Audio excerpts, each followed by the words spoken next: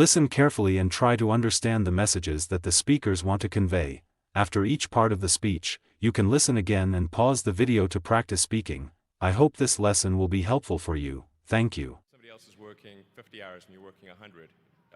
You'll get twice as much done in the course of a year as the other company. Let me take this second to introduce our commencement speaker.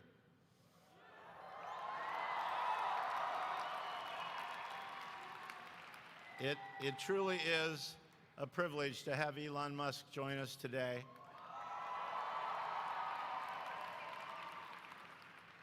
He doesn't need much of an introduction, but let me tell you a little bit about him. He grew up in South Africa, got his degrees from Wharton, came to California, started a company, merged into a company, sold a company called PayPal. Some of you might use it. He then has gone on to become the CEO of Tesla Motors and the CEO of SpaceX. And in his mind, he has lots of brilliant ideas. I know it's truly an honor and a privilege to have him join us today, Mr. Elon Musk.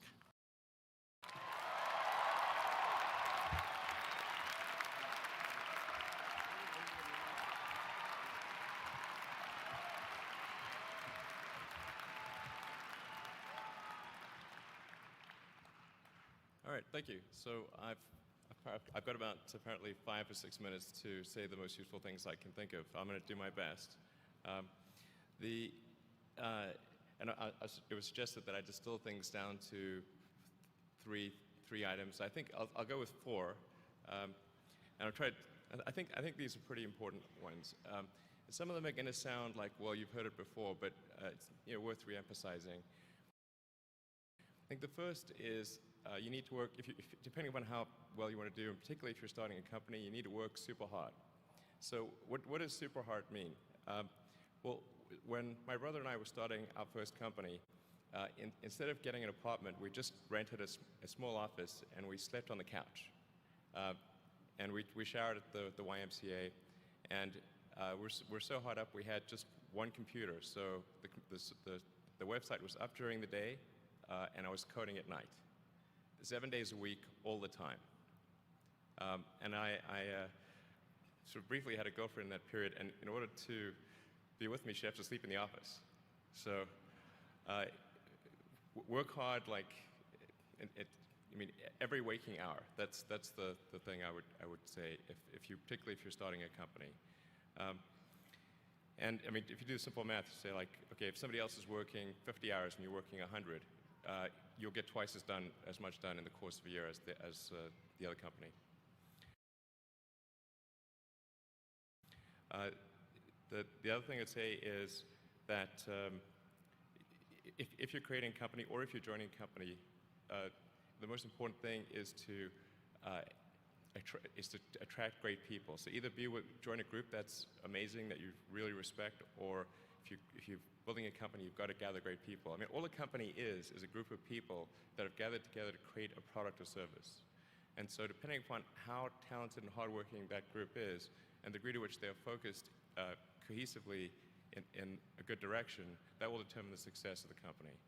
So do everything you can to gather great people if you're creating a company. Then I'd say focus on signal over noise. A lot of companies get confused. They spend money on things that don't actually make the product better. So, for example, at Tesla, we've never spent any money on advertising. We put all of the money into R&D and manufacturing and design to try to make the car as good as possible. I think that's the way to go. So for any given company, just keep thinking about, are these efforts that people are expending, are they resulting in a better product or service? And if they're not, stop those efforts.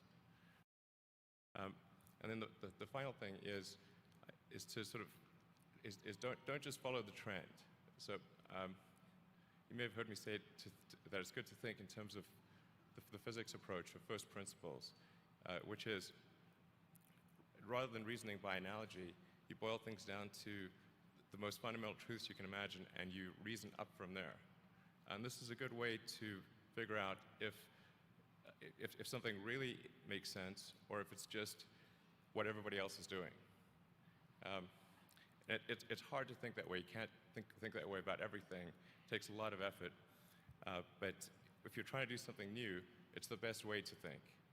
And that framework was developed by physicists to figure out counterintuitive things like quantum mechanics. So it's really a powerful method. And then I think that the final thing I would encourage you to do is, now is the time to take risk. You don't have, you don't have kids. Your obligation. Well, sorry, probably don't have kids.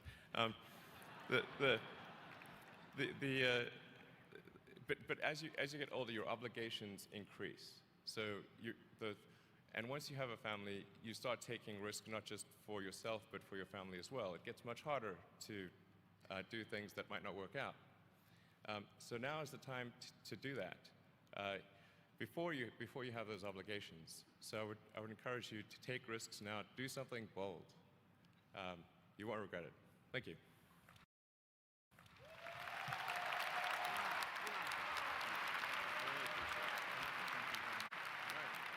I hope that was helpful.